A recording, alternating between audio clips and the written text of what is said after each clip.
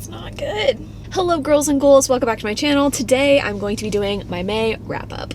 So you might be thinking, Chandler, this is a bit premature. May's not even over yet, but I think you guys also know that BookCon's coming up, and specifically I will be there. I will be there for BEA and BookCon, and I don't intend on getting a lot of reading done the rest of the month, besides like an audiobook here or there, so I just figured, let's just wrap this shit up now. Although I do actually have a vlog / review of BookCon and BEA that I'm going to be putting on my channel, so if you're sick of all of the happy-go-lucky vlogs and you just want to see someone telling you the truth about the experience, I got that, it's coming. Yes, let's just get into the fucking video, right? First book I read this month was a book that I've been reading since November, which is not necessarily a ringing endorsement, but it actually turned out to be really, really good. And it was Raven Song by TJ Klune. I gave this book 4 stars. It is the second book in the Green Creek series. This shit's just gay excellence, truly. Its own voices, it's paranormal, it's just everything that I love as a reader. And this one was really good. It's a standalone in that the relationship is different in the second book, but the plot kind of continues on from the first book, if that makes sense. Like there's an overarching paranormal theme, and that's kind of like a thing that happens in paranormal books. Plot will continue throughout like a 10-book series, but each story is about a different couple. So if you really want to get the full experience, read the first book. But it is about a gay witch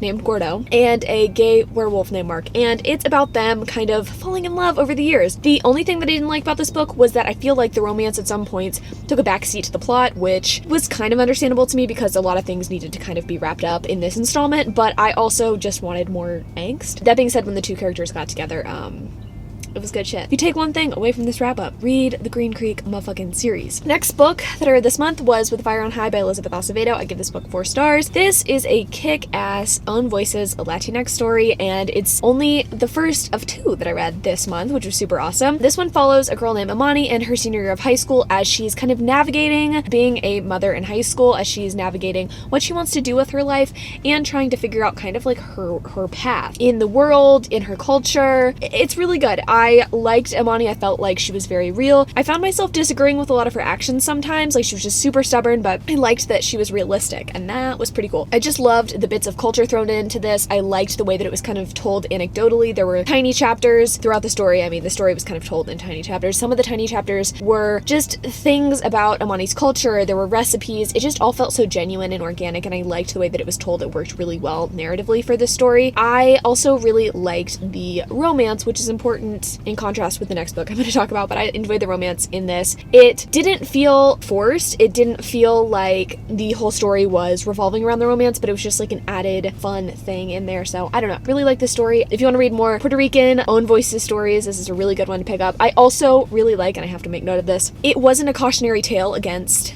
teen pregnancy, which I found really refreshing. It was just something that was an additional piece to this story, so I really recommend this book. The next book that I read this month was Don't Date Rosa Santos by Nina Moreno. I also gave this book 4 stars. In hindsight, I think I would have given it 3 stars just in terms of like emotional attachment to the story. I requested this one mostly due to buzz, and I'm really glad that I did, because I think if I had read the actual synopsis of the story before picking it up, I probably wouldn't have picked it up. Not really into the whole like save your own town sort of thing, but it really worked well, I think, in this regard. I liked that there was just like a hint of magical realism in there. I ended up liking the whole save your town aspect more than I thought I would. Basically, the story is about a girl named Rosa as she is navigating her senior year of high school, trying to find her way in the world and in her culture. This one was a little bit more unique in the fact that since it's a Cuban Latinx story, you kind of have to deal with the diaspora and the US relations with Cuba, and I thought that that was kind of an interesting addition to a contemporary story, how Rosa grapples with the fact that she is Cuban, but she's never actually been to Cuba, and kind of what that means for her and her story, and I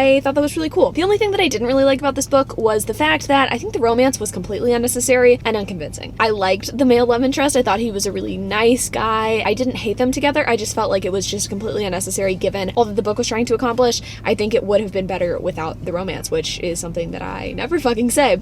But that's my hot take for this Tuesday afternoon. The next book that I read this month was another queer own voices story, and it was Criminal Intentions, The Cardigans, Volume 1 by Cole McCade. I gave this book 4 stars. This was an awesome kick-ass mystery that just happened to be queer. I liked the casual queerness in this, and the representation was next level. Cole himself uses he/him pronouns and is demi-bi-gray ace, and they're also a POC, Black, Asian, and Native American in heritage. And then the characters in the story, Malcolm is Persian, Jewish, and bi. Songjae is gay, demi-gray, ace, Korean American. So there's a lot of representation. It's casual. It's not discussed a ton. It's just there, and I thought that was really awesome. The mystery itself is also queer, which I thought was really interesting. The two detectives have to come together. They don't want to be partners, and they have to solve the mystery of why these queer men are showing up dead on campus in this college setting in Baltimore, I believe. I thought it was awesome. The mystery was fucking gruesome. It reminded me kind of a Criminal Minds episode. It felt very episodic and felt like you were watching a TV show. The writing was amazing. I can't get enough of this. If you need good own voices queer stories,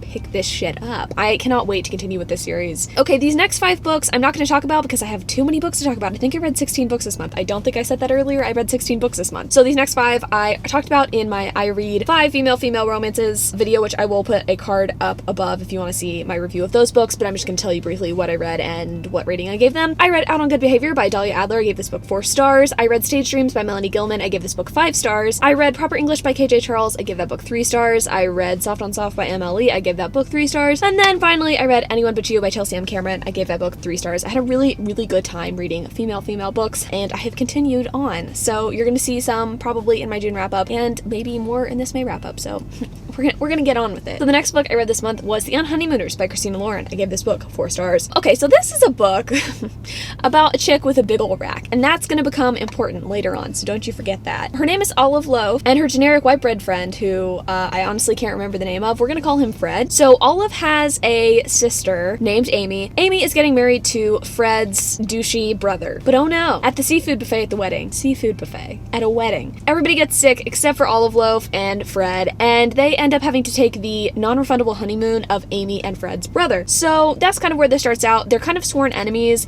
They haven't had a good relationship, and there's also a fake dating element, which was really fun and exciting, and you get to see everything kind of unfold in a tropical setting. So we love that. Liked the banter. I liked the slow progression from enemies to lovers, and I appreciated the fake dating element, and I really, really, really liked this certain scene at the end with Fred's brother and Olive's sister. It was quite cinematic, and I appreciated it. I'm convinced, though, that this is probably the only Christina Lauren book that I will ever like. I read another Christina Lauren book that I didn't like quite so much that we're going to be talking about right now, because it was not good. The second book by Christina Lauren that I read this month was Josh and Hazel's Guide to Not Dating, and I gave this book 2 stars. Probably deserved 1, but I gave it 2, because I am nothing if not a benevolent queen. This is a book about a chick with big old boobies. I'm pretty sure you can see where this is going. But she has a not as white male friend named Josh, which, hello, we like diversity. The issue with this book, though, is that there wasn't an enemies to lover situation. No, it was a friends to lover situation, and that is one of the hardest things to achieve in a romance, and it is even harder to achieve when 2 people who have literally nothing in common become instant friends and then become lovers pretty soon after. It just didn't make narrative sense to me. It didn't flow, especially since Hazel had this very unlikable quirk to her. I think I liked Olive Loaf a lot because she was kind of cynical and bitchy and negative, and like people harped on her for that, and I was like, I relate to this. Hazel, on the other hand, could not relate to. She was a little bit fucking irritating, and Josh was a little bit too much in the opposite direction of that. It didn't make sense for them to be friends, and yet somehow they become friends within like a week of kind of like re-meeting each other. So I didn't like that, and I didn't really care about the like failed blind dates. Like just nothing about this story stood out to me as amazing, and also there was too much sex in this book. Did I say too much sex? Yes, too much lackluster, no protection, too pump chump, fade to black, nonsense kind of sex. I wanted to gouge my eyes out listening to the sex scenes because I picked this up on audiobook, which I don't think I said before. And also, to be honest, what fucked me up was the ending. Like, everybody talked about how bad the ending was, and having read a lot of non-chick lit, fluffy romances, this sort of ending is very typical of that, and it did not surprise me or shock me, and it didn't bother me, because I didn't give a shit about the characters. Even if I had given a shit about the characters, I probably wouldn't have cared about this ending. So the ending didn't really bother me as much as it